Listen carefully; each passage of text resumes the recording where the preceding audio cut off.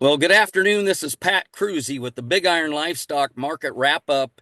It is Tuesday, the 25th of March, and I've got Daryl Holiday with Country Futures out of Frankfort, Kansas. And Daryl, we were just talking about the fluctuation in the markets and the volatility that most likely is not going to go away for some time here. And as I pulled up some market data from the USDA on the weekly reports yesterday, you can see in the Western trade again another strong week, up 5 to 10. Most of it was on a $5 run and pretty good movement in Colorado. Those five weights bringing 390 to 412. In South Dakota, Nebraska, we had 7 to 10 higher. There were even a few at 12 higher that I didn't post that were up around 427 in Nebraska. Mm. Nebraska had a crazy strong week, and guys hungry for calves. And then Kansas again was firm and up. Actually, I didn't change that one, but they were up five, six, $7 from 395 to 410. So another good solid week. I see a lot of calves moving again that have been backgrounded, and guys are taking them to the market in our country, and so a lot of volatility. Anything was surprising. I put up some numbers from the cattle on feed report that came out Friday. Anything on that was alarming to you, Daryl? No, actually, probably just a little bit lower placements than I guess most anticipated. But I knew they'd be sharply lower, and Yeah, I think we'll kind of see we'll see some recovery in March. But we stand back and look at Jan, February, and March. It's going to be significantly down from a year ago, and we are now into the part of they're just lower numbers. I mean, you can do things like bring cattle in from Canada and Mexico and those types of things, but in the end, we are into the tighter numbers, and that's not really going to change. I mean, we're going to see that. I mean, I think as you look forward, you're going to have to ask yourself what cattle are going to be. Obviously, there are going to be cattle out there. We don't run out of cattle. We just reduce the supply, and yeah, that's why we saw the record levels of cash prices paid last week. A record 5 state area 212.75 on the fed cattle side. Nebraska well over 213. That's where they're getting the money to buy the calves, by the way. Pat. right. And that's what that every time we've gone to those records, a new record, we seem to see the futures back off. It's almost like we made it to the finish line. Now let's go rest a while, and that's kind of the volatility. I mean, I think the cattle on feed report was friendly, but in a general way, markets get those things built in usually ahead of time or quickly afterwards. Yeah, right, right. Okay, very good. Uh, Guys that are, we talk about volatility and at these types of opportunities, um, what do you recommend to the cow calf guy? Um, Maybe that's looking at this calf crop he's just putting on the ground to protect these types of opportunities. There's as we see these opportunities, should they be looking at stair stepping into some type of protection? Yeah. Yes, I think so. Although I don't think it's urgent. My Yeah, biggest concern about the downside in this market really is what you and I had talked about a little bit ago, and we've talked about it several times. My biggest fear is that we have this drought expand in the plains and expands even east or whatever. That's the thing that would worry me the most about the cattle market, if nothing else, and the calf market, the feeder cattle specifically. Because if you do something to move corn or forage prices back up, right now I don't. You'll hear all kinds of procrastination about what the weather's going to be. I've yeah, learned a long time over 40 years, we don't know, and we yeah, might as well accept that. And we just don't know. We know that there'll be a high pressure ridge that'll move around.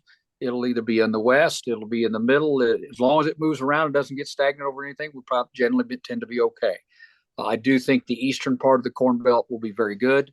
I think the risk is out here in the plains, as it is most of the years. So I do think that's worth when you see, October feeder cattle get up near 290. That's a level to do something, whether it be an LRP, sell futures, buy puts, whatever what fits for your program. I would suggest that even without some type of sell off like that, but if nothing else, take some of that risk away regarding what we just talked about. Right, right. Yeah, very good.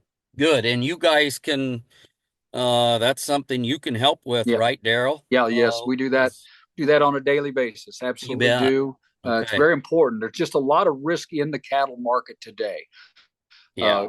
But most of the, I mean, with all that said, the fundamental situation in the cattle is still very good. The demand is excellent. We've got plenty of demand on the fed cattle side, and we've got another plant that's, is going to come online in Come Nebraska May online, 1, right? a packing plant going to try to slaughter 1,500 a day. Now, they're not going to start Yep. there, but it's a very competitive environment for these live cattle today, or these fed cattle, and it's a very competitive environment for the feeder cattle. I'm not in any way trying to doomsday it. I'm simply saying you get to the price levels that we've seen now, or a little bit above, what we saw on the highs last week, to not find some form of risk protection. Why would you want to sit there and see something outside or something you can't project that would Hmm. would really move these things prices lower in the next 6 to 8 months, not Right. without having some protection? I think that's where we are Yeah. today. Right, right. Very good. Very good. Any news, anything you're hearing on implement implications on the move for tariffs here as we get into April? Well, Anything alarming concerning there?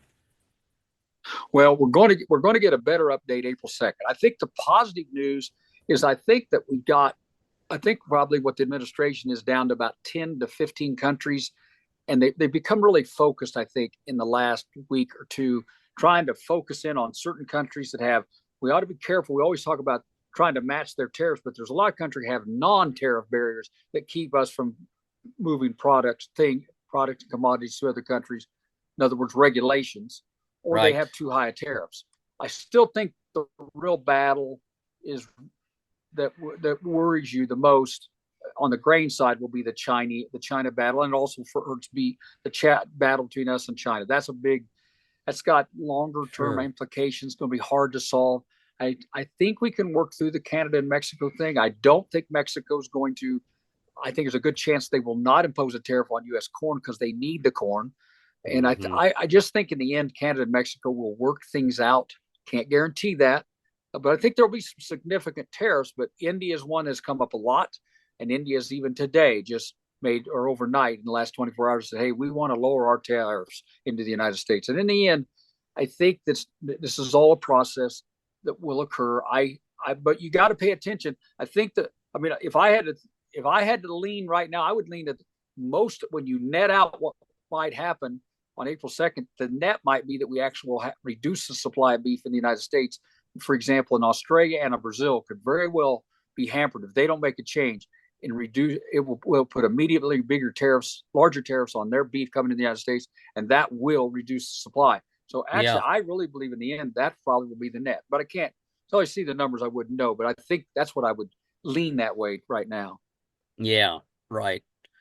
Well, as a lot of commentary has spoken about this process in introducing the tariffs, and it's a long drawn out process, but the end goal is to create some type of medium Yeah, give and take between right, these countries, and that most likely will happen right. if I there's agree with too that. much pressure. Yeah, I think Yeah. we'll get something announced on this April 2nd, somewhere around there. But I don't think that's the end of it. I think that's your point. It's a process, probably, and that's what I mean when I talk about China. I'm a little concerned that that Yeah. process is going to take longer. Now, just so people will go, people don't want to hear this, but it probably still is the biggest impact on soybeans, because you say, well, what about beef? They're not going to buy any Chinese or any U.S. beef, and they're not. They haven't recertified the plants and all that. But I have to remind people about a story clear back in the 15, 16, 17, before we ever signed any deal in 2019. with China on the trade deal when President Trump was in place then. Remember, we didn't sell any beef to China. I mean, nothing to it all fit in a suitcase. I used to say that's how much we sold. Right. So what? But how were they getting U.S. beef? But because back then it was amazing how Taiwan, Vietnam, they all bought Hong Kong bought a whole lot of beef from the U.S. And then when we signed the China trade deal, all of a sudden those three countries didn't buy near as much beef. That would tell you very simple what was happening. They were buying the beef and brokering it into China. And so we have to understand that's how this thing works.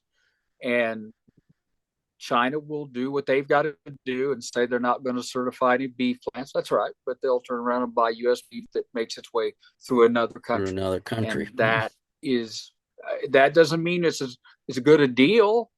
We'd rather have it not be the other way. But that happened well before we ever signed a trade deal with them. That was Yeah. happening in 2015-16. You could watch that data occur.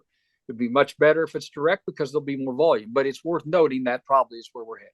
I'll be darned. Okay, very interesting. Very good. Well, yes, another interesting week ahead of us and weeks to come. As always, I appreciate your feedback and input, Daryl. Until we regroup next Monday, we appreciate your time, your input, and wish you a great week. Thanks, Pratt. All right, thank you. Bye.